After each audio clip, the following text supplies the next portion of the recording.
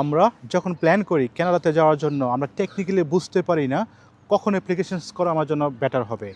আপনি কি জানেন কানাডা থেকে যে স্পেসিফিক ডে রয়েছে সেই ডেগুলিকে সেই দিনগুলিকে যদি আপনি মেনশন করে প্ল্যান করে দেন কানাডাতে অ্যাপ্লাই করেন আপনার কি ভ্রমণ ভিসা পাওয়া খুব সহজ হয়ে যাবে। দিনগুলি কি কি? দিনগুলির মধ্যে হচ্ছে ইম্পর্টেন্ট ডে হচ্ছে কানাডা ডে, যেটা সামনে জুলাইয়ের 1 তারিখে হতে যাচ্ছে।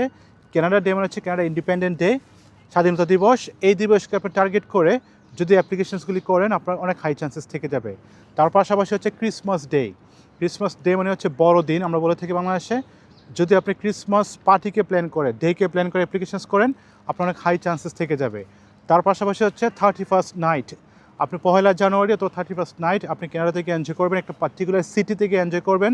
হতে পারে টরন্টো, হতে পারে সাসকাচুয়ান, ওয়েরাভার ইট ইজ, হতে পারে ভ্যানকুভার, ওয়েরাভার ইট ইজ। আপনি যেখানে প্ল্যান করেন একটি পার্টিকুলার সিটিকে প্ল্যান করে এই যে পার্টিকুলার ডে রয়েছে 31st নাইট সেটাকে প্ল্যান করে অ্যাপ্লিকেশনস করে আপনার অনেক হাই চান্সেস থেকে যাবে।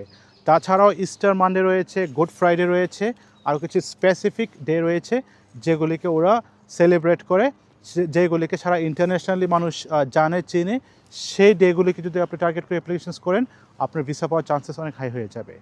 যদি বাংলাদেশ থেকে আপনি প্ল্যান করে থাকেন, যদি আপনি মনে করে থাকেন 2026-এর মধ্যে অথবা 2027-এ প্ল্যান করবেন, কী কী ডকুমেন্টস প্রয়োজন হতে পারে, কীভাবে অ্যাপ্লিকেশনস করতে পারেন, কীভাবে খুব সহজে কানাডা একটা ভ্রমণ ভিসা নিতে পারেন, স্মার্টলি অ্যাপ্লাই করতে পারেন, নিচে কমেন্টস করে আমি চেষ্টা করব আপনাকে অ্যাডভাইস করার জন্য। বর্তমান সবাই আল্লাহ হাফেজ, বাই বাই।